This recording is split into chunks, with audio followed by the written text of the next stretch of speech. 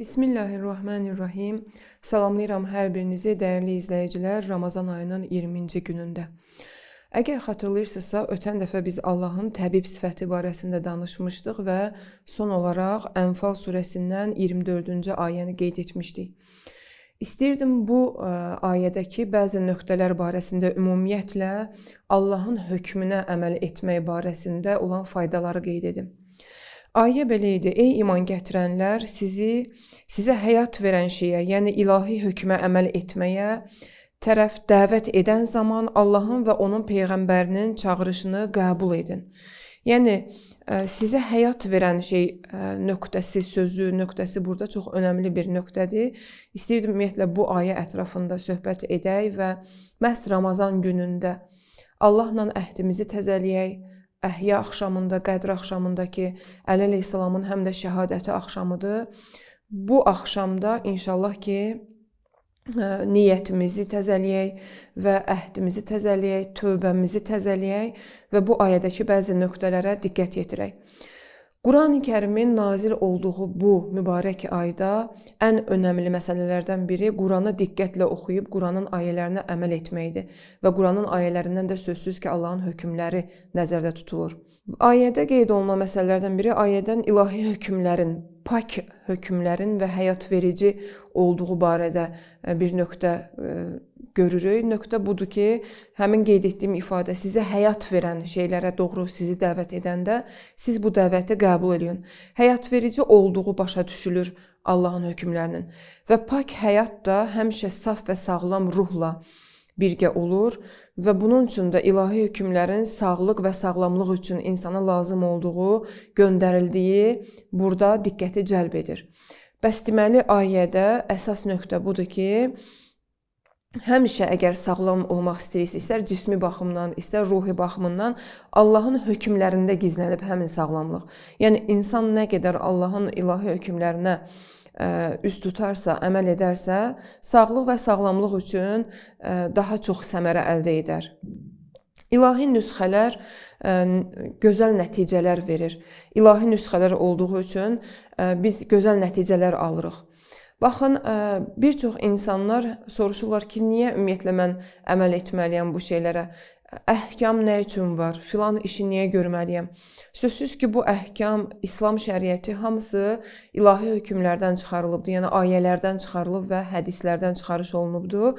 Və əgər biz bunları əldə etsək və bunları mütaliə etsək, dəqiq riayət etsək bunlara, ilahi nüsxələr olduğu üçün nəticə də gözəl olacaq. Yəni biz sağlam ruh və sağlam cismə sahib olacaq.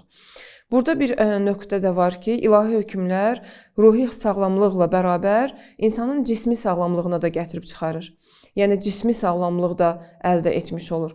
Bir çox ayələrdəki hökmlərə diqqət yetirdiyimiz zaman görürük ki, elmi cəhətdən də araşdıranda həmin o hökmlər bizim cismi sağlamlığımız üçün də faydalıdır. Bəs məhz buna görə biz qeyd edirdik ki, Coşan Kəbir duasında da Allahı təbib adı ilə çağırırıq və bu təbib insanın həm ruhi, həm cismi ehtiyaclarını ödəyən, bilən və ən gözəl nüsxəni verən kəsdir. Bəs deməli biz Allahı çağırmaqla bərabər onun hökmlərinə də riayət etməliyik. Allahın bütün hökmləri insan həyatında müalicəvi xarakter daşıyır. İstər onun ruhiyyəsinə baxın, indiki zamanda baxırıq ki, insanların çoxusu psixoloqlara üst tuturlar. Özlərinin aramlıqları üçün, mənəvi sağlamlıqları üçün, ruhi sağlamlıqları üçün günlərlə danışırlar, öz daxillərini tökürlər, belə deyək, onun huzuruna, onun önünə və əksər bu psixoloqlarda qərbin psixologiyasına sığınır və dayanır deyə nəticə etibarilə heç bir fayda da vermir.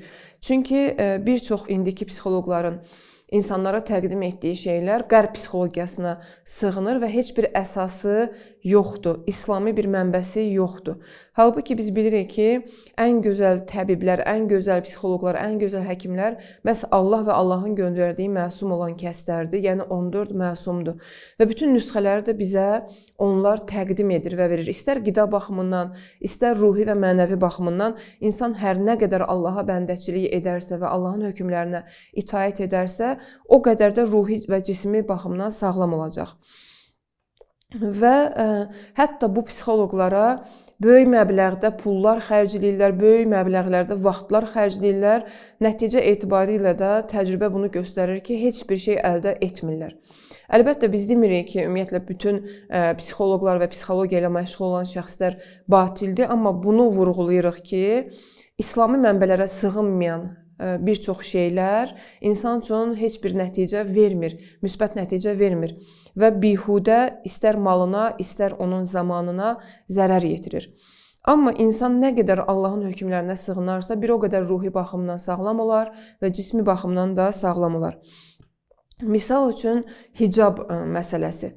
Bugün baxırıq ki, düşmən ən çox hicabla mübarizə aparır və İslamla mübarizə aparan şəxslər ağır qadağalar qoyurlar və istəyirlər ki, hicab qadağasını müsəlmanların olduğu cəmiyyətdə rəsmi şəkilə gətirsinlər və bunun da adını məlum məsələdir ki, İnsanların gözündə hicabı gözdən salmaqla savadsızlıq, geridə qalmışlıq adlandırırlar. Amma biz bugün dünyaya baxırıq və tarixə baxırıq, görürük ki, hicabı daşıyan, hicaba əməl edən Həzrət xanım Fatimə-i Zəhra, anamız Həzrət xanım Fatimə-i Zəhra ən belə deyək ki, müasir, ən inkişaf etmiş, ən elmli xanım olmuşdu.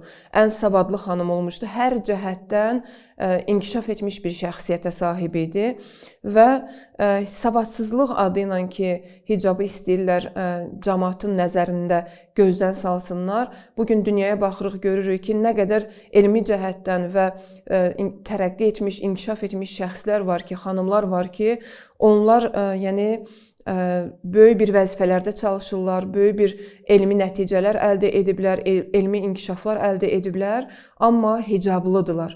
Bəs deməli, necə ki insanlar bədənlərinə hər hansı tərzdə olsa geyim geyinirlər, hicab da bir geyim növüdür ki, cəmiyyətə sağlamlıq bəxş edir.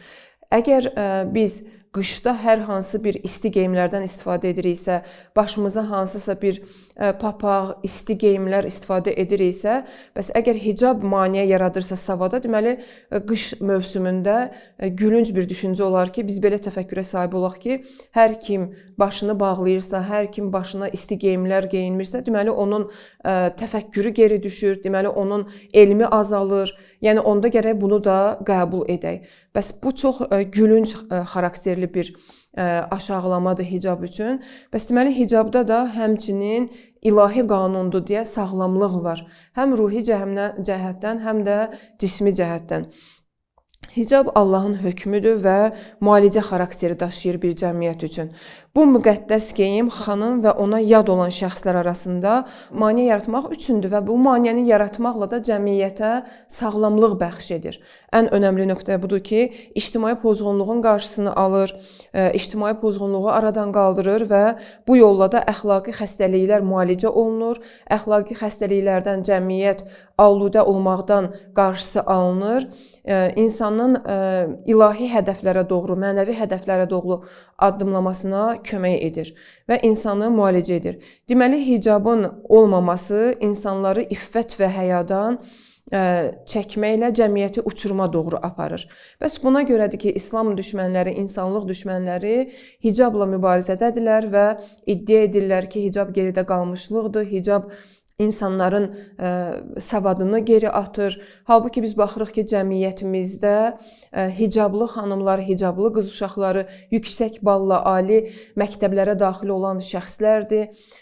Və müqayisədə də biz müqayisə ilə də bunu sabit edə bilərik ki, bütün günü, yəni öz məktəb yoldaşları ilə qısa geyimlərdə, bədənə açıq geyimlərdə ancaq özünə bəzək, düzək verən şəxslər cəmiyyətə daha çox fayda verə bilər, yoxsa öz bədənini örtərək digər şəxslərə də kömək edən, əxlaqi cəhətdən kömək edən şəxslər və bundan əlavə də fikrini, zikrini, bütün zehnini yalnız təhsilə verən şəxslər bir cəmiyyət üçün daha çox faydalı və elmli ola bilərlər. Sözsüz ki, bu aydın məsələdir və ömür boyu, tarix boyu, yəni ilahi hökmlərlə mübarizə olub, olacaq.